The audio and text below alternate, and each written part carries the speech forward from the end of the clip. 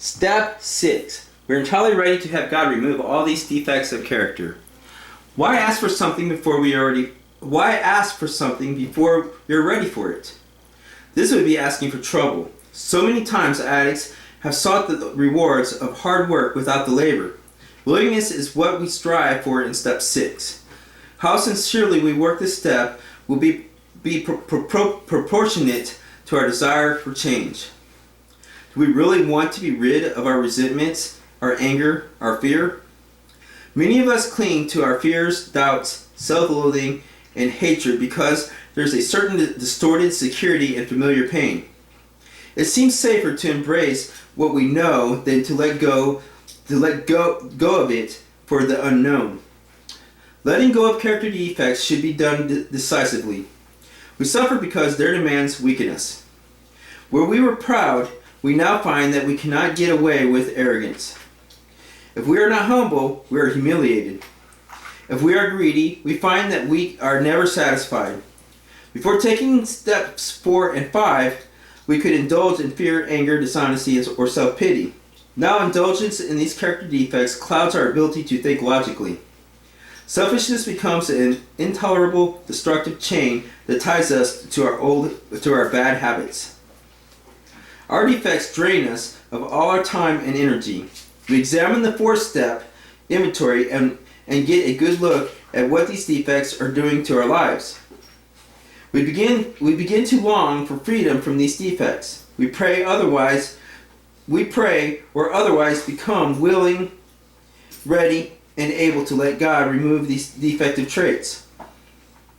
Let me do it again. We pray or otherwise become willing, ready, and able to let God remove these destructive traits. We need a personality change. If we are to stay clean, we want to change. We should approach old defects with an open mind. We are aware of them, and yet we still make the same mistakes and are unable to break the bad habits. We look at the fellowship for the kind of life that we want for ourselves. We ask our friends, "Did you let go?" Almost without exception, the answer is yes, to the best of my ability. When we see how our defects exist in our lives and accept them, we can let go of them and get on with our new life. We learn that we are growing when we make new mistakes instead of repeating old ones. When we are working step 6, it is important to remember that we are human and should not place unrealistic expectations upon ourselves. This is a step of willingness. Willingness is the spiritual principle of step 6. Step 6 helps us move in a spiritual direction. Being human, we will wander, of course. Rebellion is a character defect that spoils us here. We need not lose faith when we become rebellious. Rebellion can produce indifference or intolerance, which can be overcome by persistent effort. We keep asking for willingness. We may be doubtful that God will see fit to relieve us or that something will go wrong. We ask another member who says, "You're right where you're supposed to be." We renew our readiness to have our defects removed.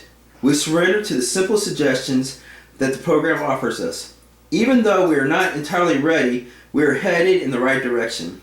Eventually, faith, humility, and acceptance replace pride and rebellion.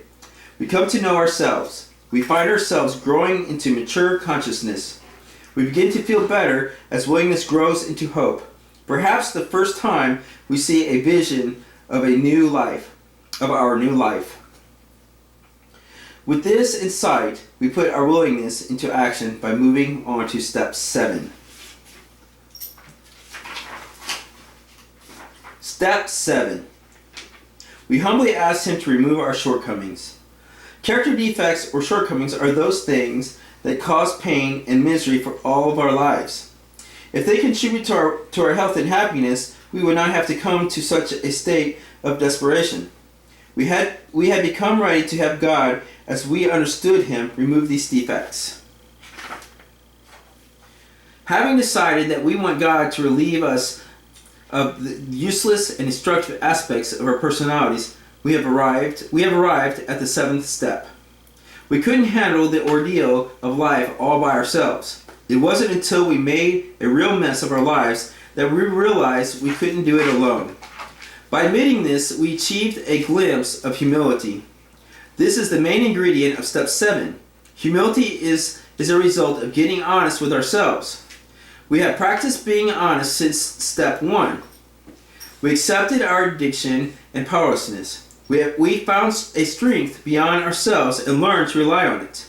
We examined our lives and discovered who we really are. To be truly humble is to accept and honestly to be truly humble is to accept and honestly try to be ourselves. None of us is perfectly good or perfectly bad.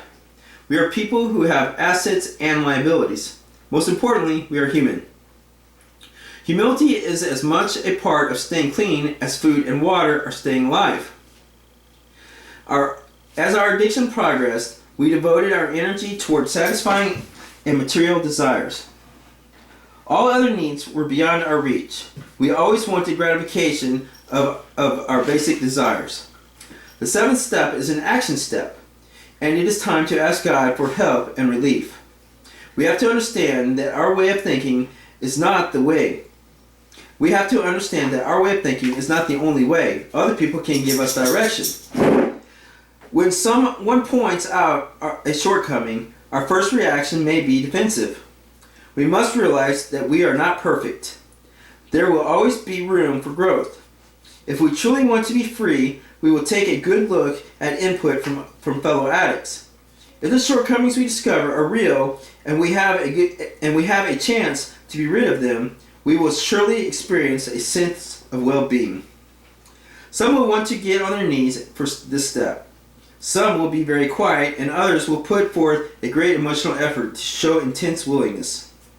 The word humble applies because we approach this power greater than ourselves to ask for the freedom to live without the limitations of our past ways.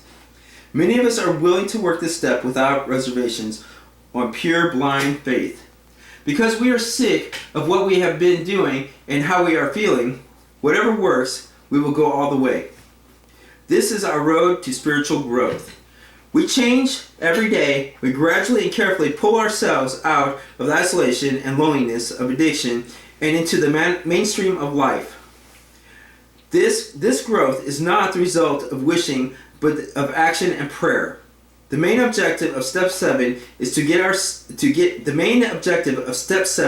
out ourselves and strive to achieve the will of our higher power. If we are careless and fail to grasp the spiritual meaning of this step, we may have difficulties and stir up old troubles. One danger is in being too hard on ourselves. Sharing with other recovering addicts will help us to avoid becoming morbidly serious about ourselves. Accepting the defects of others can help us become humble and pave the way for our own defects to be relieved. God often works through those who care enough about recovery to help make us aware of our shortcomings. We have noticed that humility plays a big part in this program and our new way of life. We take our inventory, we become ready to let God remove our defects of character, we humbly ask Him to remove our shortcomings. This is our road to spiritual growth, and we will want to continue. We are ready for step 8.